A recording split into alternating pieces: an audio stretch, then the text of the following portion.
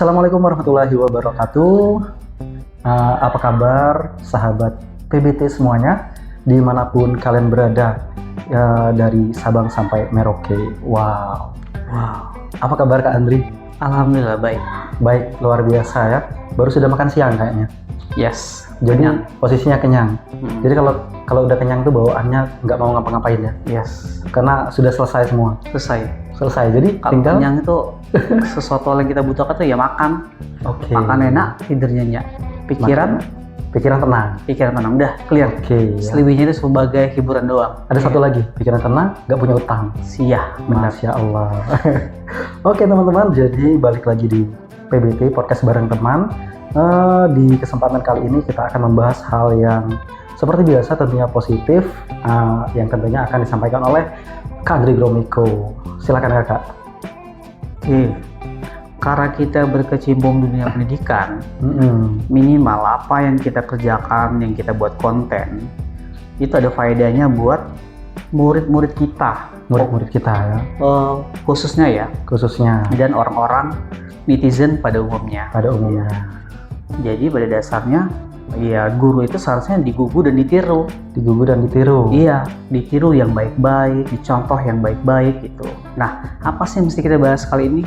Yang kita akan bahas adalah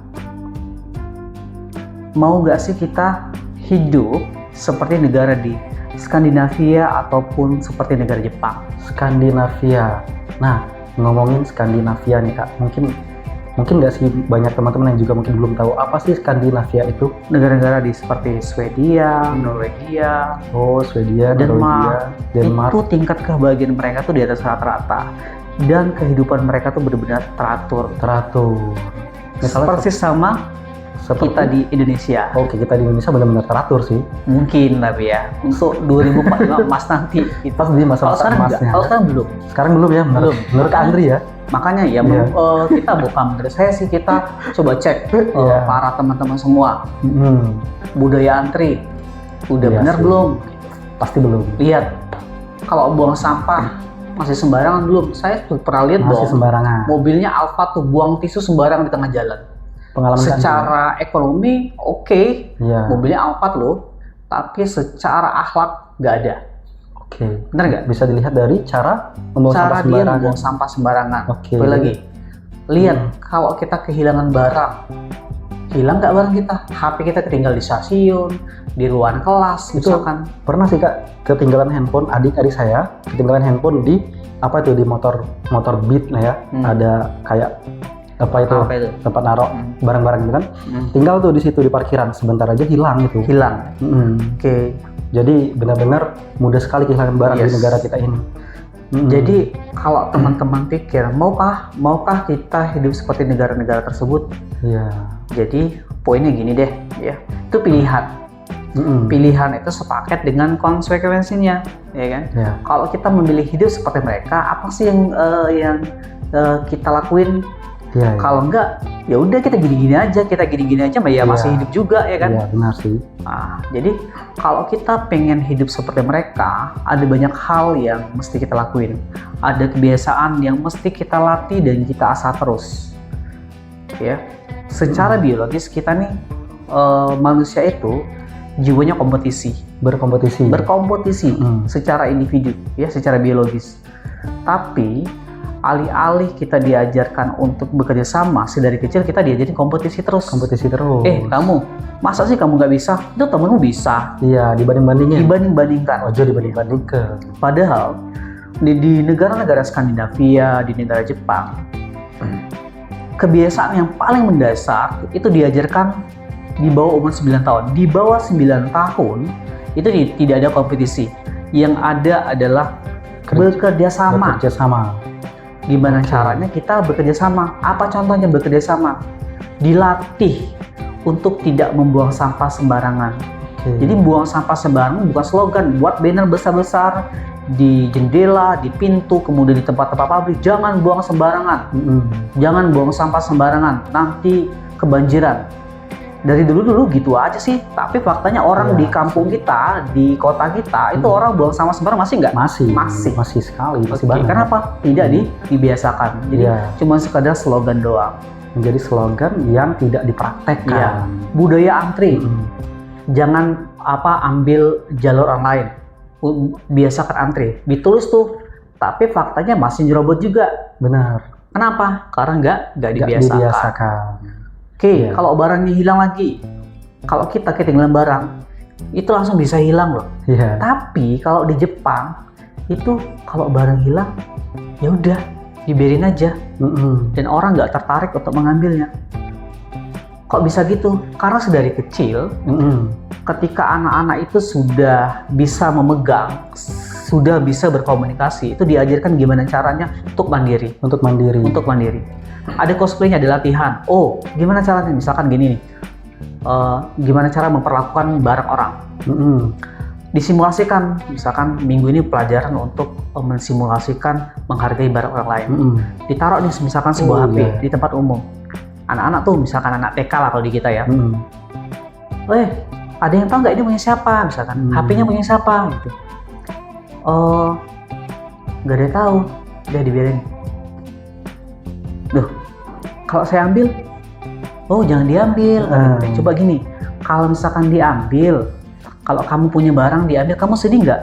Ya sedih. Nah, jadi kalau ada barang hilang dibiarin aja, nanti orangnya pasti datang kembali. Kalau enggak, nanti barang ini kita titipkan di tempat penitipan barang. Di Jepang itu banyak tempat penitipan barang. Iya kan? Nah, kalau di kita enggak. Di kita itu kalau menemukan barang orang kayak di Bandara Soekarno-Hatta, itu dikasih hadiah. Sesuatu hal yang sifatnya itu keren kali, dikasih hadiah. Sedangkan di negara lain itu hal yang lumrah dan biasa. Jadi siapapun itu ya menghargai barang orang lain gitu. Memang sudah wajib ya. Iya. Hukumnya. Coba lihat kalau misalkan kita kultur di Jepang, kalau di menyeberang jalan itu, kalau mobilnya berhenti anak-anak itu langsung gini. Kulturnya keren kali. Ada rasa hormat. Dia menghargai bahwa pengendara itu dia punya kecepatan yang tinggi. Ketika dia lewat, dia ngerem, dia kasih hormat sebagai penghargaan. Di kita ada juga, tapi di kita ada banyak juga yang merabas lab juga, ya kan? Benar. Nah, gimana caranya kita bisa seperti itu? Itu dibiasakan dan disimulasikan, bukan sekedar slogan. Oke. Ya kalau misalkan kita seperti itu, ya mungkin keren, entah mungkin 2045 emas katanya ya. Benar-benar emas. Iya. Kalau misalkan kita mau seperti itu, ya kalau enggak juga ya nggak apa-apa, gini-gini aja masih hidup juga sih. Dibandingkan negara katanya perindapan yang buat makanan kayak gitu, yang tingkat pemerkosaannya tinggi. Kita masih mending kita. Iya ya. Jadi kita masih ada baiknya lah ya. Ada baiknya. Oke. Tapi kalau misalkan budaya baik itu kita ajarkan sedari kecil, itu lebih keren lagi. Oke. Ya, karena sekarang akses internet dan lain sebagainya, untuk mendapatkan ilmu itu mudah. Mudah sekali. Tapi mengajarkan akhlak di umur yang sudah kami ngajar di level-level SMK itu berat. Karena apa? Basicnya itu berat. Basicnya itu nggak diajarkan. Kita budayakan misalkan bersih, jangan buang sampah sembarangan. Ada tuh kotak sampah. Tapi anak-anak SMK kalau sudah makan, taruh di selokan mejanya. Buang sembarangan. Kenapa? Ketika dia sekolah, itu yang membersihkannya petugas kebersihan, bukan piket. Mungkin ada sih jadwal piket, tapi dia nggak ngerasa dia ngerjainnya. Jadi tidak ada rasa dia untuk terlihat bersih. Misalkan kalau ada anak yang piket, misal anak yang piket kan biasanya berlima dalam satu kelas, berkelompok kan. Mereka piket sudah membersihkan, ada temannya tuh yang buang sampah sembarangan, yang bukan anggota piketnya. Pasti mereka marah, karena merasa mereka sudah capek membersihkan. Sudah meluangkan waktu. Kok tiba-tiba orang lain mengotorinya? Kan nggak enak gitu. Nah, disitulah kita bisa menghargai teman. Dan itu tidak diajarkan lagi di level SMA SMK. Gitu. Karena pondasi di awal, di bawah umur 9 tahun, kita itu nggak pernah benar-benar serius untuk fokus di bidang itu. Kita sibuk kompetisi. Kelas 6 ini sudah harus bisa membaca, harus bisa berhitung. Padahal di level di umur 9 tahun, semua anak itu cerdas semua. Seperti kanvas yang kosong dan bisa diukir. Masih otaknya emas semua. Bener. Bagaikan mengukir di batu. Kalau di sekarang, kalau kita ini mengukir di atas air. Enggak sih, mengukir di atas styrofoam. Ya, nulis lengket, kemudian mudah dihancurkan, hilang lagi. Benar. Seperti itu kan. Oke. Jadi pilihannya gini. Maukah kita hidup seperti mereka? Itu pilihan. Jadi kalau kalian menonton video ini, coba renungkan di dalam hati. kalau belum bisa menginfluence orang lain untuk hidup seperti kita, seperti jangan buang sampah sembarangan, kemudian antri, menghargai barang orang lain, coba kita ubah diri kita sendiri, mulai dari diri kita sendiri dulu ya. Karena yang paling hebat itu ya, karena kadang-kadang di seumuran yang sifatnya itu idealis, aku ingin merubah dunia. Tapi sebelum berubah dunia, ketika kita sudah benar matang secara individu, ubah aja diri kita sendiri dulu ya. Ubah diri sendiri dulu. Ubah diri sendiri, kemudian bisa menjadi contoh untuk yang lainnya. Minimal circle kita deh, gak usah terlalu banyak circle di lingkungan keluarga kita, di kelas kita, teman-teman kita sekitar. Kalau itu semakin menginfluencer, semakin membesar, efeknya pasti ada. Tidak mungkin enggak. Gitu. Benar sekali. Ya, dan tentunya untuk Indonesia Emas. Indonesia Emas 2045. Semoga kita melihat benar-benar emas itu ada. Sekarang masih 2024, masih ada waktu 21 tahun. 1 tahunan lagi untuk kita menjadi emas. Kita nggak tahu emas benar-benar emas atau emas yang hanyut. Ya? Harusnya sih kita sama-sama berharap semoga emasnya emas yang benar-benar emas. Ya. Semoga kita tetap hidup dan semoga kita masih hidup. Dan kita bisa menonton video ini ulang nanti di tahun 2045. Masya Allah. Oke, siap. Mungkin itu aja. Ya, Mas Wahyu, nggak usah panjang-panjang. Ya. Jadi saya aja di sini Kak Andrea sampai terdiam, termenung melihat Kak Andri menyampaikan orasinya. Orasi apa? Sharing itu tadi?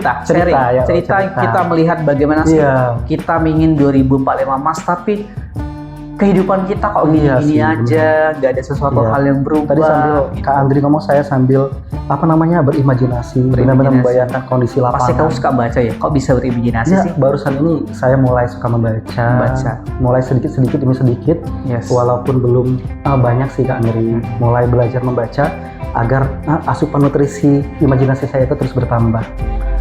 Sambil Kak Andri cerita, saya berimajinasi melihat keadaan lapangan yang benar sih. Ucapan dari Kak Andri tadi benar-benar kenyataan di lapangan, ya benar-benar harus diperbaiki semuanya. Tentunya diperbaiki bersama-sama, berkolaborasi untuk Indonesia Emas 2045. Wow. Sepertinya cukup sampai di sini. Kebersamaan kita kali ini kita akan terus lanjutkan di video-video berikutnya. Kebetulan kita pakai mic apa ini? 11-12 ya. Kita cek suaranya. Ini tadi keren, harganya masih di bawah 500-an. setengah jutaan. Di bawah setengah juta, tapi saya rasa ini cukup keren. Kalian bisa dengar sendiri sih. Nanti kita cek dulu gimana suaranya. Ya, ada fitur gemanya, dan ada fitur penghilang bisingnya. Benar. Nah, nanti untuk link pembeliannya di deskripsi bisa dibagikan ya. Dibeli dong agar nanti konten-konten kalian bisa bagus kualitasnya. Demikian dulu video kali ini. Jangan lupa like, share, dan subscribe sebagai bentuk dukungan kalian. Akhir kata, kami undur diri. Saya Wahyu dan saya Andri Gromiko. Wabillahi taufiq wal hidayah. Wassalamualaikum warahmatullahi wabarakatuh. Dadah.